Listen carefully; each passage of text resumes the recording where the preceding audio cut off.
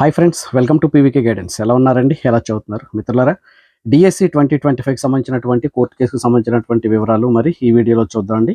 Mega DSC నిలుపుదలకు no చెప్పినటువంటి high court, అలాగే stay కోరుతూ వేసిన అనుబంధ పిటిషన్ల కొట్టివేత, పరీక్షల నిర్వహణకు ఏర్పాట్లు పూర్తి చేశారు. ఈ దశలో మధ్యంతర ఉత్తర్వులు ఇవ్వలేము తేల్చి చెప్పిన హైకోర్టు. తర్వాత సాక్షి పేపర్లో ప్రస్తుత దశలో మధ్యంతర ఉత్తర్వులు ఇవ్వలేమన్నటువంటి హైకోర్టు. అత్యవసరంగా పిటిషన్లు దాఖలు. దీనికి సంబంధించినటువంటి వార్త అయితే మరి చూద్దామండి. డిఎస్సి 2025 నోటిఫికేషన్కు అనుగుణంగా ఈ నెల మరి 6వ తేదీన నిర్వహించినటువంటి రాత పరీక్షతో పాటు మిగిలిన చర్యలన్నింటినీ నిలుపుదల చేసేందుకు హైకోర్టు నిరాకరించింది. స్టే కోసం పలువురు అభ్యర్థులు దాఖలు చేసినటువంటి మరి పిటిషన్లు అయితే కొట్టేసింది. ఎందుకంటే ఇప్పటికే మరి హాల్ టికెట్లు కూడా ఇవ్వడం పూర్తయిపోయింది. పరీక్షల నిర్వహణకు ఏర్పాట్లు అన్నీ అయిపోయాయి. సిట్టింగ్ అరేంజ్మెంట్స్ దగ్గర నుంచి ప్రతి దశలో కూడా మేము ముందే ఉన్నాం కాబట్టి మధ్యంతర ఉత్తర్వులు ఇప్పుడు ఇవ్వడం కరెక్ట్ కాదని ప్రభుత్వం కోరినటువంటి నేపథ్యంలో హైకోర్టు ప్రభుత్వానికి మద్దతుగా ఇక్కడ ఈ మధ్యంతర ఉత్తర్వులు మేము ఇవ్వలేమని ఈ కోర్టు ఇచ్చినటువంటి ఈ తీర్పును అనుసరించి ఇక్కడ ఏమంటుందంటే, ఇక్కడ సహేతుక కారణాలు కూడా లేవు, అలాగే విస్తృత ప్రజా ప్రయోజనాల దృష్టిలో పెట్టుకుని మధ్యంతర ఉత్తర్వుల కోసం దాఖలు చేసిన అనుబంధ పిటిషన్లు కొట్టేస్తున్నట్టు తెలిపింది.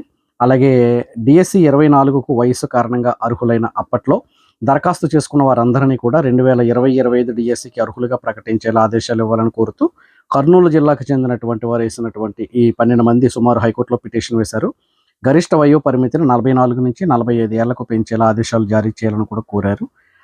అంతేకాకుండా 10వ తరగతిలో మొదటి భాషగా ఇంగ్లీషు, సెకండ్ లాంగ్వేజ్ తెలుగు చదివిన తమను మొదటి భాషగా తెలుగు చదివి ఉండాలన్న నిబంధనకు సాకుగా చూపుతూ 2020-25 డిఎస్సికి అనర్హులు చేశారని కర్నూలు జిల్లా ఎమ్మెగనూరుకు చెందినటువంటి వీరు కూడా వేశారు. అయితే వీటన్నిటిని పరిశీలించినటువంటి కోర్టు అయితే మాత్రం అనుకూలంగా అయితే మాత్రం ఇక్కడ తీర్పు రాలేదు మిత్రులారా, గమనించాలి. ఇక్కడ చూడండి, ఏడాదికి 2 సార్లు టెట్ నిర్వహించాలి అని చెప్పి అభ్యర్థులు చాలా కారంగా అడుగుతూ ఉన్నారు. అయితే ఇక్కడ మరొక విషయం ఏంటి అంటే, పాఠశాల విద్యాశాఖ ఏడాదికి 2 సార్లు కాదు, ఒకసారి పెడితే సరిపోతుందని గతంలో ఒక జీవో కూడా రిలీజ్ చేసిందండి. ఆ విషయాన్ని నొక్కి పెట్టారు. అయితే ఇప్పుడు 2024 డిఎస్సి నాటికే వారికి ఇప్పుడు కోర్టులో కేసులు వేసినటువంటి అర్హత లేదు కాబట్టి గరిష్ట వయో పరిమితి పెంచేటువంటి ఉద్దేశం కూడా ఏమీ లేదు అన్నారు. కాబట్టి వీటన్నిటిని కూడా దృష్టిలో పెట్టుకుని 90 రోజుల గడువు ఇవ్వాలన్నారు. పరీక్షలు సిద్ధపడేందుకు 90 రోజుల సమయం ఇవ్వాలని కోరే హక్కు పిటిషనర్లకు లేదు అన్నారు. అలాగే బీఈడి ఫైనల్ ఇయర్ చదివేటువంటి వారికి డిఎస్సిలో అవకాశం కల్పించాలంటూ పిటిషనర్లు కోరినటువంటి దానికి కూడా వారు అడగకూడదు అని చెప్పేసి అన్నారండి. ఇది మిత్రులారా మరి ఈరోజు ఈనాడు సాక్షి వార్తాపత్రికలలో ఈ యొక్క మెగా డిఎస్సికి సంబంధించినటువంటి వార్త.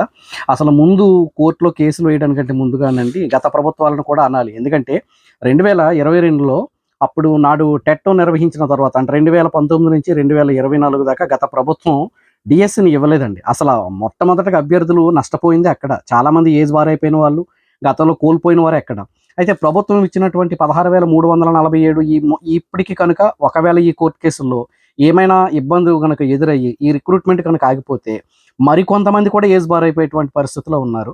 అయితే సమయం సరిపోలేదు, దీనికి సమయం ఇవ్వండి అనేటటువంటి వాదన ఒకంత న్యాయంగా ఉన్నప్పటికీ కూడా మరి కోర్టు ఈ విషయంలో అయితే ప్రభుత్వం చెప్పినట్టుగానే ఉంది ఇక్కడ. ఎందుకంటే ఏ రకమైనటువంటి జడ్జిమెంట్ వచ్చినా ఏదొచ్చినా సమయాన్ని అయితే మేము ఇవ్వలేమన్నారు, వయో పరిమితిని మేము పెంచలేమన్నారు, టెట్ ఇయర్లీ ట్వైస్ పెట్టాలన్న దానిని కూడా మరి మొత్తం అంతా ఆగింది.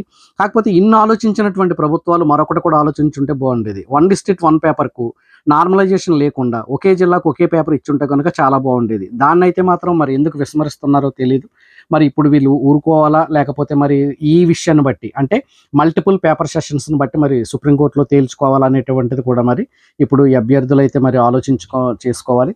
ప్రిపరేషన్లో ఉన్నటువంటి వారు మాత్రం ఈ ప్రిపరేషన్కు స్వస్తి పలకొద్దు, ప్రిపరేషన్కి ఎక్కడ గ్యాప్ ఇవ్వకుండా మీరు ప్రిపేర్ అవ్వండి. 6వ తారీఖు నుంచి రాయబోయేటువంటి ప్రతి పరీక్షలో కూడా ఖచ్చితంగా మీరు రివిజన్ చేసుకుంటూ ప్రాక్టీస్ బిట్లు చేసుకుంటూ వెళ్ళండి. ఈ పేపర్ స్టేట్మెంట్స్ అయితే ఇలా ఉన్నాయండి. కాబట్టి చాలామంది కోర్టు ఖచ్చితంగా టైం ఇస్తుంది, కోర్టు ఖచ్చితంగా ఇది చేస్తుంది, లేకపోతే వాయిదా పడుతుంది అని వచ్చేటటువంటి వార్తలన్నీ కూడా గాలిలో తేలిపోయాయి. కాబట్టి ఇంకా మీ ప్రిపరేషన్లోనే మీరు ముందుండాలి. సదా మీ విజయాన్ని కోరుకుంటూ I wish you all the best. Thank you.